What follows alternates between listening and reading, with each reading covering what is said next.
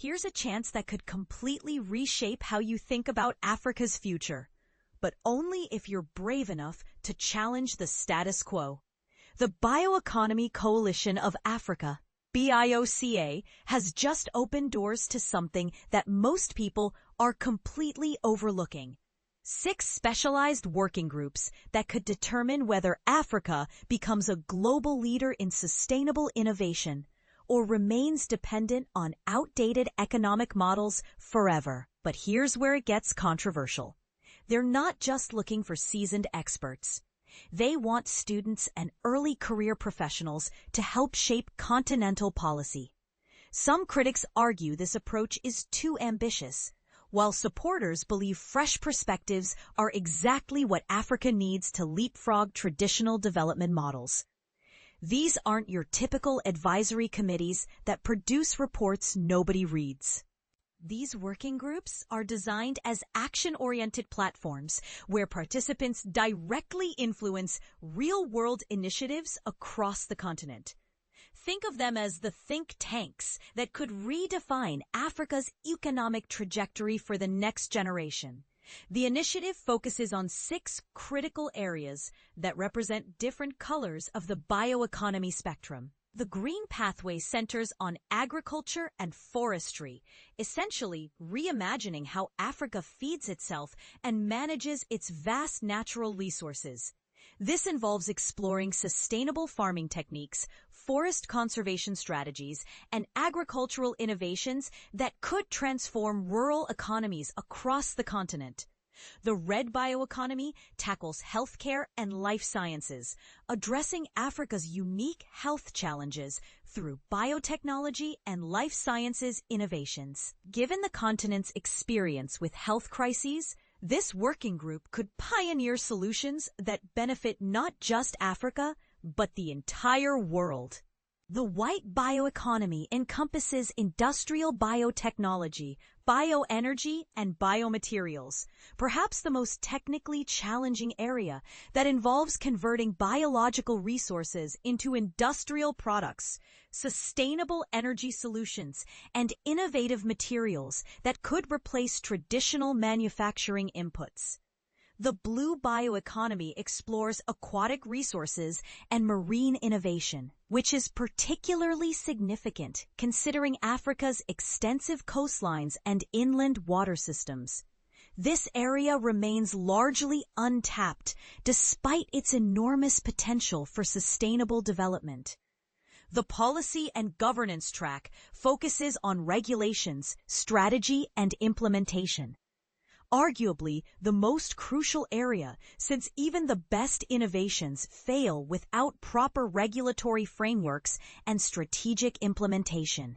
Finally, the business development stream concentrates on innovation, commercialization, and investment, bridging the gap between brilliant ideas and market-ready solutions that can actually generate economic value. And this is the part most people miss. Participation in these working groups isn't just about networking or adding another line to your resume. Contributors become part of a continental network that includes leading scientists, industry pioneers, innovative entrepreneurs, and influential policymakers.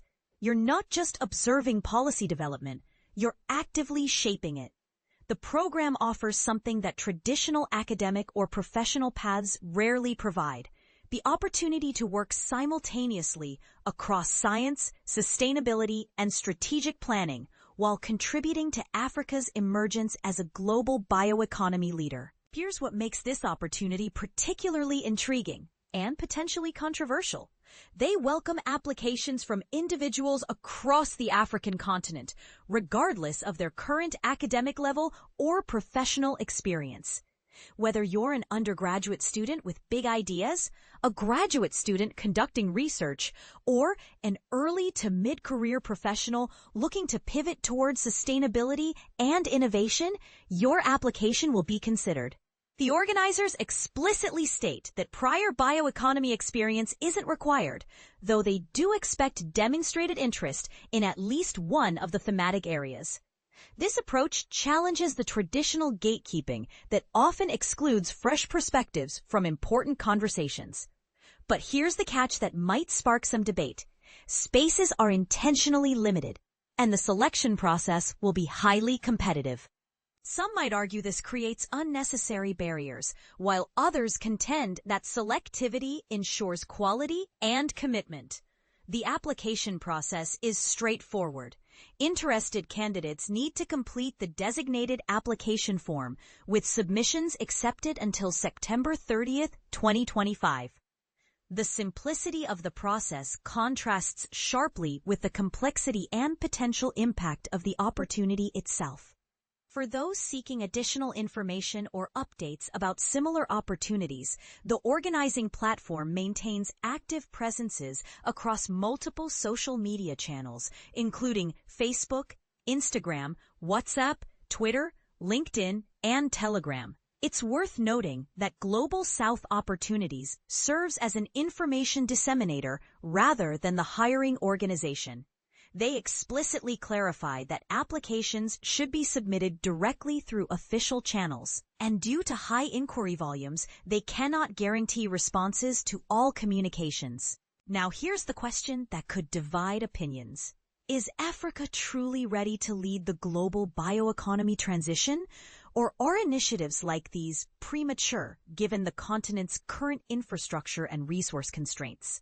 Some argue that Africa's challenges actually position it perfectly to pioneer innovative solutions, while skeptics worry about the feasibility of such ambitious goals.